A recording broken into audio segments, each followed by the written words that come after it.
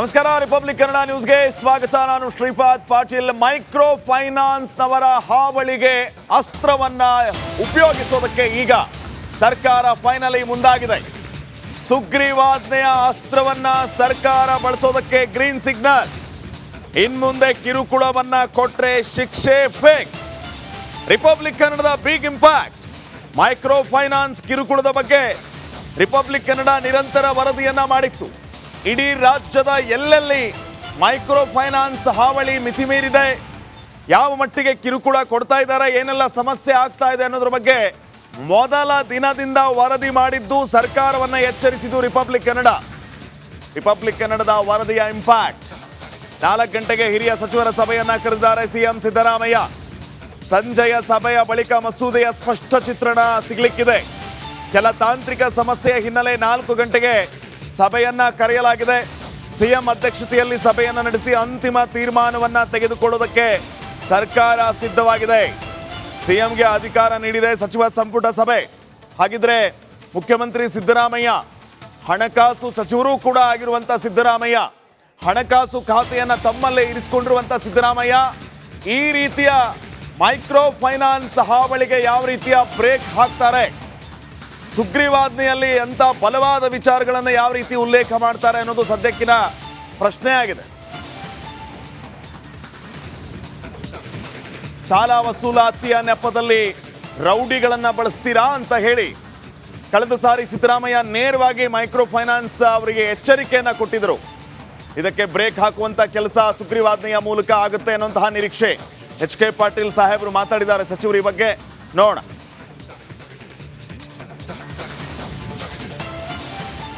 ತಾಂತ್ರಿಕ ಸಮಸ್ಯೆಗಳಂದ್ರೆ ಈಗ ಕೆಲವು loss ನಮ್ಮಲ್ಲಿವೆ.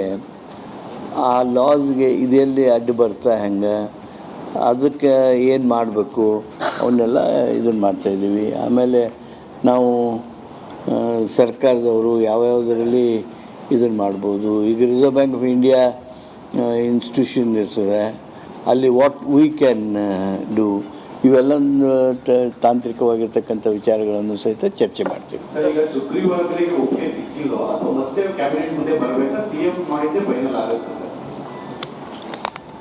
CM is authorized to finalize, and for that we have again meeting at 4 o'clock. No. CM ಈಗ ನಾವು ಕೆಲವು ಸಬ್ಜೆಕ್ಟ್ಸ್ ಡಿಸ್ಕಷನ್ ಮಾಡ್ತೀವಿ. ಡಿಸ್ಕಷನ್ ಆದಮೇಲೆ we authorise the chief minister, and there will be some issues which he may prefer to interact with some people. He will interact now, we will meet, and there we are going to finalize. ಎಲ್ಲ ವಿಚಾರಗಳಿಗೆ ಇನ್ನಷ್ಟು ಮಾಹಿತಿಯನ್ನು ನೀಡೋದಕ್ಕೆ ಪ್ರತಿನಿಧಿ ಚಂದ್ರಶೇಖರ್ ಈಗ ನೇರ ಸಂಪರ್ಕದಲ್ಲಿ join ಆಗ್ತಿದ್ದಾರೆ. ಚಂದ್ರಶೇಖರ್, ಸಿದ್ದರಾಮಯ್ಯ ಅವರ ಮೇಲೆ ಹೆಚ್ಚಿನ ನಿರೀಕ್ಷೆ ಇದೆ. ಸುಗ್ರೀವಾಜ್ಞೆಯ ಮೂಲಕ ಕಟ್ಟುನಿಟ್ಟಿನ ಕಾಯ್ದೆಯನ್ನ ಜಾರಿಗೆ ತರ್ತಾರಾ ಅನ್ನುವಂಥದ್ದು. ಯಾಕಂದ್ರೆ ಈಗ ಈ ವಿಚಾರವಾಗಿ ತುರ್ತಾಗಿ ಬ್ರೇಕ್ ಬೀಳಲೇಬೇಕಾಗಿದೆ. ಹಣಕಾಸು ಖಾತೆಯನ್ನು ತಮ್ಮಲ್ಲಿ ಇರಿಸಿಕೊಂಡಿರುವಂತ ಸಿದ್ದರಾಮಯ್ಯ ಇದಕ್ಕೆ ಯಾವ ರೀತಿ ಬ್ರೇಕ್ ಹಾಕ್ತಾರೆ ಅನ್ನೋದು ಸದ್ಯಕ್ಕಿನ ಕುತೂಹಲ. ಏನ್ ಅಪ್ಡೇಟ್ಸ್ ಕೊಡ್ತೀರಿ? ಸರ್ಕಾರದ ಮಟ್ಟದಲ್ಲಿ ಸದ್ಯಕ್ಕೆ ಏನ್ ನಡೀತಾ ಇದೆ?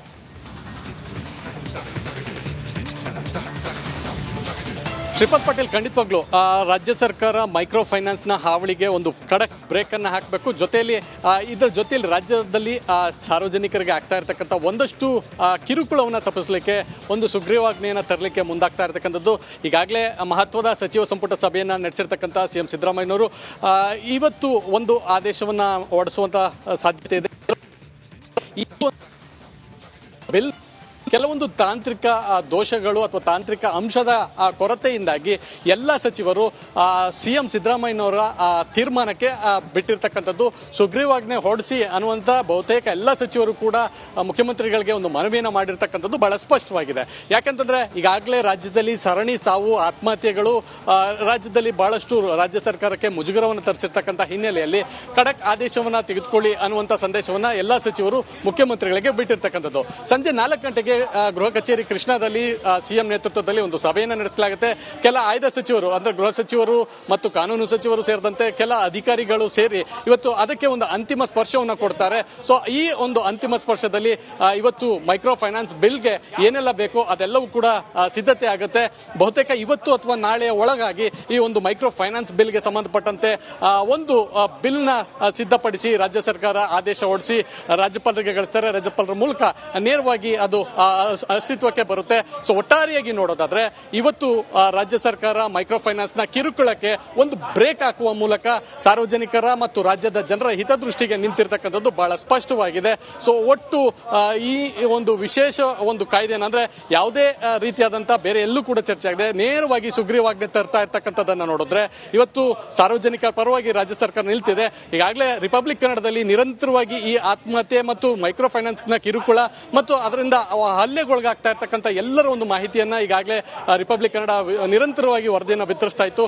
ಇದರ ಒಂದು ಅಂತಿಮವಾಗಿ ಈಗ ಇವತ್ತು ನಡೆದಂತಹ ಸಚಿವ ಸಂಪುಟ ಸಭೆಯಲ್ಲಿ ಒಂದು ಸುಗ್ರೀವಾಜ್ಞೆ ಹೊರಡಿಸಲಿಕ್ಕೆ ಇವತ್ತು ಏನೆಲ್ಲ ಬೇಕೋ ಅದರ ತಯಾರಿಯನ್ನು ಮಾಡ್ಕೊಂಡಿರ್ತಕ್ಕಂಥದ್ದು. ಶ್ರೀಪಾದ್ ಚಂದ್ರಶೇಖರ್, ಈಗ ಟೆಕ್ನಿಕಲ್ ಪ್ರಾಬ್ಲಮ್ಸ್ ಅಂತಂದ್ರೆ ಅದು ಯಾವ ರೀತಿ ಅನ್ನುವಂತಹ ಪ್ರಶ್ನೆಯೂ ಕೂಡ ಇಲ್ಲಿ ಮೂಡುತ್ತೆ. ಈಗ ಅಂದಾಜಿನ ಪ್ರಕಾರ ಸರಿಸುಮಾರು ಅನಧಿಕೃತವಾಗಿ ಸಾಲ ಕೊಟ್ಟಿರುವಂತಹ ಮೊತ್ತ 87,000 ಕೋಟಿ ಹತ್ತತ್ರ.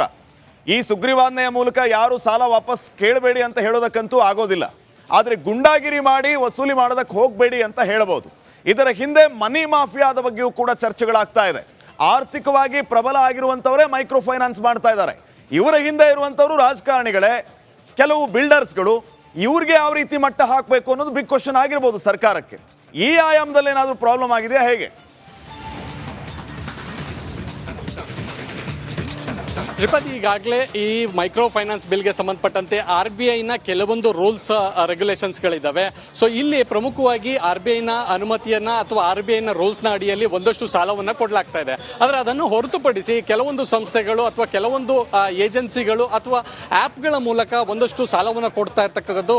ಆ ಸಾಲ ವಸೂಲಾತಿಗೆ ಬೇರೆ ಬೇರೆ ರೀತಿಯಲ್ಲಿ ಮಾನದಂಡದ ಇಲ್ಲದೆ ಕಿರುಕುಳವನ್ನ ಕೊಡಲಾಗ್ತಾ ಇದೆ, ಗುಂಡಾಗಿರಿಯನ್ನ ಮಾಡಲಾಗ್ತಾ ಇದೆ. ಇಲ್ಲದ ಸಮಯದಲ್ಲಿ ಅಂದ್ರೆ ಸಂಜೆ 5 ಗಂಟೆ ನಂತರ ಯಾರು ಕೂಡ ಮನೆ ಬಾಗಿಲಿಗೆ ಹೋಗಬಾರದು. ಆದ್ರೂ ಕೂಡ ಸಂಜೆ 5 ಗಂಟೆ ನಂತರ ಮನೇಲಿ ಇರ್ತಾರೆ ಅಥವಾ 8 ಗಂಟೆ ಮೇಲೆ ರಾತ್ರಿ ಮನೆಗೆ ಬಂದೇ ಬರ್ತಾರೆ ಅನ್ನುವಂಥ ಒಂದಷ್ಟು ನಿಟ್ಟಿನಲ್ಲಿ ಮನೆಗಳಿಗೆ ಹೋಗಿ ಕಿರುಕುಳವನ್ನು ಕೊಡುವಂಥದ್ದು, ಮನೆಯವರಿಗೆ ಕಿರುಕುಳ ಕೊಡುವಂಥದ್ದು, ಮನೆ ಮುಂದೆ ಕೂಗಾಡುವಂಥದ್ದು, ಈ ರೀತಿಯಾದಂಥ ಎಲ್ಲ ವಿಚಾರಗಳಿಗೆ ಸಂಬಂಧಪಟ್ಟಂತೆ ಒಂದಷ್ಟು ಕಠಿಣ ರೂಲ್ಸ್ಗಳನ್ನು ತರಲಾಗುತ್ತೆ. ಪ್ರಮುಖವಾಗಿ RBI ನ ಕೆಲವೊಂದು ರೂಲ್ಸ್ಗಳೇನಿದ್ದಾವೆ ಆ ರೂಲ್ಸ್ನ ಅನುಗುಣವಾಗಿ ಈಗ ತರಲಿಕ್ಕೆ ಒಂದಷ್ಟು ಚರ್ಚೆಯನ್ನು ಮಾಡಲಾಗ್ತಾ ಇರ್ತಕ್ಕಂಥದ್ದು. ಆ ರೀತಿಯಾದಂಥ ತಾಂತ್ರಿಕ ದೋಷಗಳನ್ನ ಒಂದಷ್ಟು ಪಟ್ಟಿಯನ್ನು ಕೂಡ ಮಾಡಲಾಗಿರ್ತಕ್ಕಂಥದ್ದು. ಇತ್ತೀಚೆಗಷ್ಟೇ ಗೃಹ ಕಚೇರಿ ಕೃಷ್ಣಾದಲ್ಲಿ ಅಧಿಕಾರಿಗಳ ಜೊತೆಯಲ್ಲಿ ಸಭೆಯನ್ನು ನಡೆಸಲಾಗಿತ್ತು. ಅಲ್ಲಿ ಏನೆಲ್ಲ ಮಾಡಬೇಕು, ಯಾವೆಲ್ಲ ಮಾನದಂಡಗಳಿರಬೇಕು ಅನ್ನುವಂಥ ಚರ್ಚೆಯನ್ನು ಮಾಡಲಾಯಿತು. ಆ ವಿಚಾರಕ್ಕೆ ಸಂಬಂಧಪಟ್ಟಂತೆ ಇವತ್ತು ಕ್ಯಾಬಿನೆಟ್ ಕೂಡ ಮಾಡಲಾಗಿತ್ತು. ನಿನ್ನೆ ಗೃಹ ಸಚಿವ ಪರಮೇಶ್ವರ್ ಅವರ ನೇತೃತ್ವದಲ್ಲಿ ಕೂಡ ವಿಧಾನಸೌಧದಲ್ಲಿ ಸಭೆಯನ್ನು ಮಾಡಲಾಗಿತ್ತು. ಆ ಸಭೆಯಲ್ಲಿ ಒಂದಷ್ಟು ಚರ್ಚೆ ಕೂಡ ಆಗಿತ್ತು. ಆ ವಿಚಾರವನ್ನು ಇವತ್ತು ಕ್ಯಾಬಿನೆಟ್ ನಲ್ಲಿ ಇಟ್ಟಾಗ ಮುಖ್ಯಮಂತ್ರಿಗಳ ವಿವೇಚನೆಗೆ ಬಿಟ್ಟಂತೆ ಎಲ್ಲಾ ಸಚಿವರು ಕೂಡ ಸುಗ್ರೀವಾಜ್ಞೆ ಹೊರಡಿಸಲಿಕ್ಕೆ ನಿಮಗೆ ನಮ್ಮೆಲ್ಲರ ಅನುಮತಿ ಇದೆ ಅನ್ನುವಂಥ ಸೂಚನೆಯನ್ನು ಕೊಟ್ಟಿರ್ತಕ್ಕಂಥದ್ದು. ಕೆಲ ಒಂದು ತಾಂತ್ರಿಕ ದೋಷಗಳೇನಿದ್ದಾವೆ ಆ ತಾಂತ್ರಿಕ ದೋಷಗಳನ್ನು ಸರಿಪಡಿಸಿ ಬಹುತೇಕ ಇವತ್ತು ಸಂಜೆ 4 ಗಂಟೆಗೆ ನಡೆಯುವಂತಹ ಸಭೆಯಲ್ಲಿ ಮುಖ್ಯಮಂತ್ರಿಗಳು ಒಂದು ಅಂತಿಮ ನಿರ್ಧಾರಕ್ಕೆ ಬರ್ತಾರೆ. ಅಧಿಕಾರಿಗಳಿಂದ ಮಾಹಿತಿಯನ್ನು ಪಡೆದುಕೊಂಡು ಏನೆಲ್ಲ ಮಾಡಿದ್ರೆ ಸೂಕ್ತ ಮತ್ತು ಸಾರ್ವಜನಿಕರಿಗೆ ಅನುಕೂಲವಾಗುವಂತೆ ಏನೆಲ್ಲ ಮಾಡಬೇಕು ಅನ್ನೋಂಥದ್ದನ್ನ ಸ್ಪಷ್ಟಪಡಿಸಲಿದ್ದಾರೆ. ಸೊ ಹಾಗಾಗಿ ಆ ಒಂದು ಎಲ್ಲ ಸ್ಪಷ್ಟತೆ ಬಂದ ನಂತರ ಇವತ್ತು ಒಂದು ಸುಗ್ರೀವಾಜ್ಞೆಗೆ ಸಂಬಂಧಪಟ್ಟಂತೆ ಒಂದು ಅಂತಿಮ ನಿರ್ಧಾರವನ್ನು ತೆಗೆದುಕೊಳ್ಳಲಿದ್ದಾರೆ. Shripad. Okay, thank you Chandrashekhar ಮಾಹಿತಿಗಾಗಿ.